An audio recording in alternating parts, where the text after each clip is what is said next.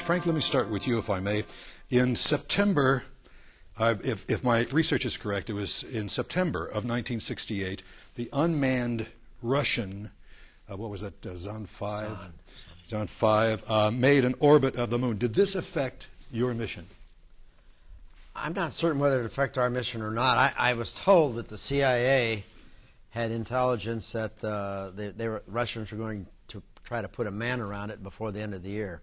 And that was the reason for the change in our mission. Because after all, the Apollo program was just a battle in the Cold War. That's what it was, fundamentally, a battle in the Cold War. Boy, you hammered it. You hammered the whole theme of my series of questions here. Oh, but, I'm sorry. No, that's great.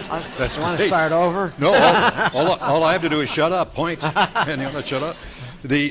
James, what was the original mission? How did it change? The original mission actually was an Earth orbital mission to test the command module again and the lunar module for the first time, and to make sure that both of them would work before we committed them to the moon. And we'd also do a high-speed reentry, just like we would come back from the moon, to test out the reentry procedure of this super circular type of reentry.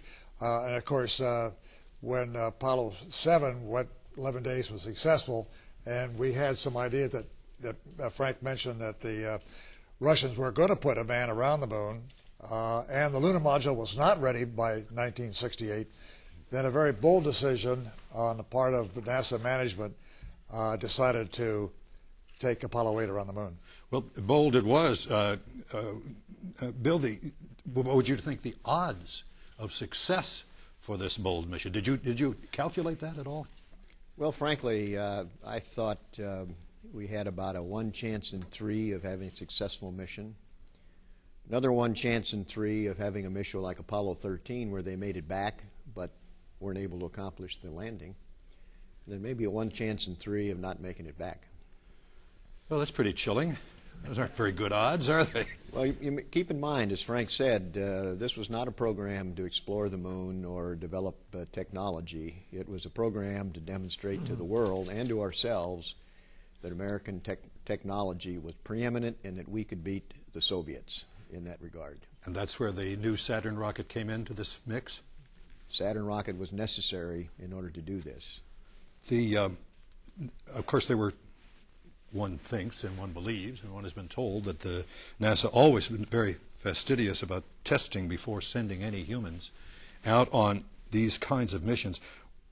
What were there concerns about using the new Saturn after just such limited testing? Let me ask you, Frank. I didn't have any concern with that. Each astronaut had a specialty. Mine happened to be boosters.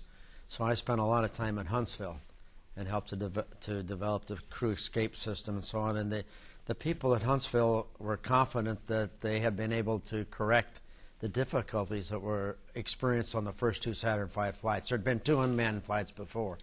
And the second one was almost a disaster. But what happened? I didn't remember. Well, they had an engine shut down. They had an enormous pogo. An 18-inch beam was vibrating over a foot. It was a real disaster. But they convinced the NASA management, and I was convinced that they knew how to solve it, and they did. Going back to that film we just saw there, Jim, you were obviously the first men to both leave the Earth's gravitation and see the dark side of the moon. You were the first ones to ever do that. That precise timing, what concerns did you have at the time before you went on that mission? Well, Nick, I really didn't have much concern. I was sort of happy that that decision was made. And I agree with Frank that I didn't have any apprehensions about the Saturn V. Since Apollo 7 went around the Earth for 11 days, I thought going to the moon would be a natural follow-on. You know, we were 3 explorers doing something entirely different. We were going the entire distance, 240,000 miles, and we're going to see the far side of the moon, which we never see the far side, of course, from the Earth. And so I was quite excited about it. It was, though, in the morning when we got to the top of the gantry, and my 2 companions went into the spacecraft first. It was still dark out, and the press cars started to come and man the station. And I looked at them, and I looked down at the ground, And I said, these people are really serious. This is not another Earth orbital flight. This is going to the moon. And that maybe was the time when I said, well, here we go. I guess you all said, here we I want to get to that picture. Bill, you were talking about this before. In that film we just saw, that the Earth rising above the horizon of the moon, we saw two pictures there, I believe, of that shot. Which one was yours, or were they both yours? Well, first of all, I'd like to say that if Frank had told me about this vibration, I'm not sure I'd have gone. First I heard about it. The pogo. But I did have my blanket and some stuff. Actually, it's my understanding that the first shot was the Apollo 11 Earthrise, and that the still picture was the Apollo 8 Earthrise. It must have lent itself to some grand thoughts when you saw that, the Earth rising above the horizon of the moon. Well, what struck me, I mean, I think we were all taken aback, because there had been no planning, discussion of seeing the Earth. We were trained to a degree to explore the moon, to comment on the topography and geology, if you will, of the moon. And when I saw the Earthrise, and then also pictures of the small Earth from a lunar distance, it crossed my mind that, here we'd spent all this time studying the moon, and what we were doing was discovering the Earth. Wow. Tagging on to that then, taking it to the next step. Which one of you, or did you do this together, decided to read from Genesis?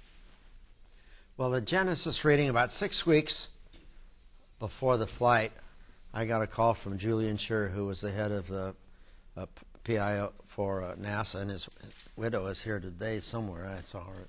There she is right there. And if you can imagine this, Julian said, hey, Frank, you're going to have the largest TV audience that's ever listened to a man on that broadcast from the moon on Christmas Eve. I said, gee, that's nice, Julian. What should we do? He said, anything that's appropriate. Right there, that was the essence of this country.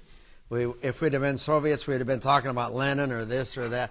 And I got the instructions to tell the crew to just do what's appropriate. And so frankly, I think we were all really busy with the flight plan. That was the last thing on my mind. I don't know about you guys, but I contacted a friend of mine, Cyborg, and about 2 weeks before the flight, he came back with the idea of maybe reading from Genesis, and we all liked it, and that's how it happened. Almost ad hoc, but so appropriate. Well, just as one of the ones who was back here watching, may I tell you that was one of the most moving experiences of the entire NASA program, and that is saying a lot. That's a considerable thing to say. Let me explain a little bit more of what Frank was talking about, because Cyborg was trying to think up something to say that was appropriate, which was Genesis, of course, but he went to a newspaper man, Joe Layton, and said, look, if you write articles all the time, write prose, what would be appropriate for the Apollo 8 crew to say? And so Joe Layton spent up most of the night trying to figure out what would be appropriate around the moon on Christmas Eve to say to millions of people all around the Earth. And finally, his wife came down, and she said, what are you doing? And he told her what his project was. And she said, well, it's natural. Read the first 10 verses of Genesis, which is the foundation of most of the world's religions, not just the Christian religion, but most of the people who will be listening to you are probably not Christian. And that's how it finally came to pass. Well, she should get a plaque somewhere on this. I think she should. And thank heaven she didn't say, yes, Virginia, there is a Santa Claus. What a great and Somebody else said that, though. Yes.